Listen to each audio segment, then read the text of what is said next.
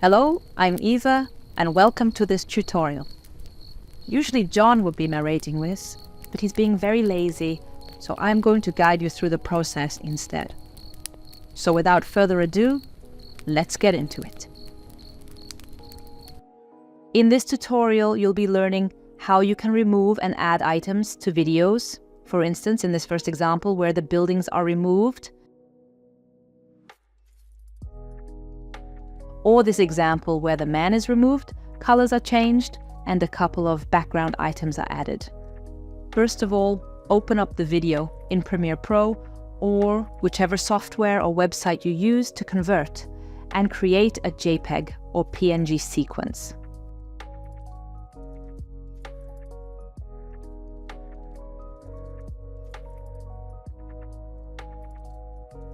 You'll get a sequence of images, in this case about 200 images for a 5-second clip. Open up the very first frame in the sequence in Photoshop or whichever photo editor you use. You can do this manually, but Photoshop Generative Fill definitely speeds it up. As you can see, just selecting around the object and clicking Generate with an empty prompt will give you 3 options to choose from. This will be done for these other buildings and the ones here. And finally, this mountain in the background.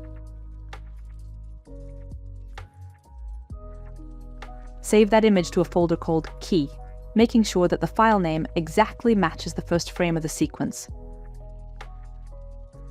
Copy and paste all of the sequence images you created into a folder called something like Sequence. This will go alongside the folder called Key. Open up EbSynth. For video, choose the first frame in the sequence. For the keyframe, choose the image saved in the key folder. Adjust the settings if you want. These ones usually work fine. This will take a while, depending on the size of the footage and your graphics card. When it's finished, click Export to After Effects, making sure the frame rate matches the original footage. Or you can just access the sequence in this folder, which has been created. If you're not using After Effects, you can skip the next part. Save the After Effects project and name the composition.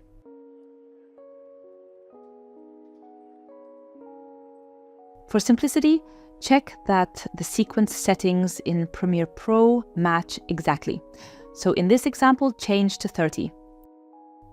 Import the After Effects project into Premiere. Choose the composition you just named. Now you can drag that composition over the original footage to compare. As you can see, it's worked well, aside from the mountain, which moves around a bit.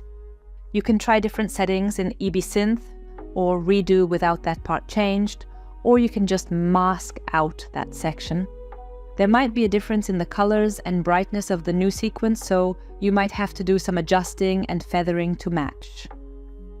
The next method is a lot easier and quicker and allows for as many changes as you want, but it does require a static camera scene. If there's slight movement, you can sometimes make it static using Warp Stabilizer set to no motion. Export the first frame of the video as a JPEG or PNG.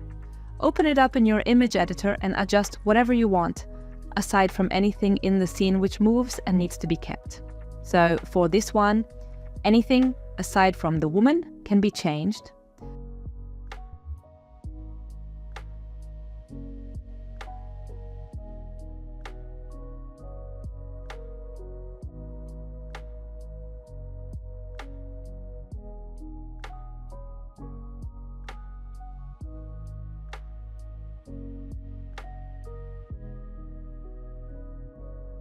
Place the image into Premiere and drag it so it's level with the original video.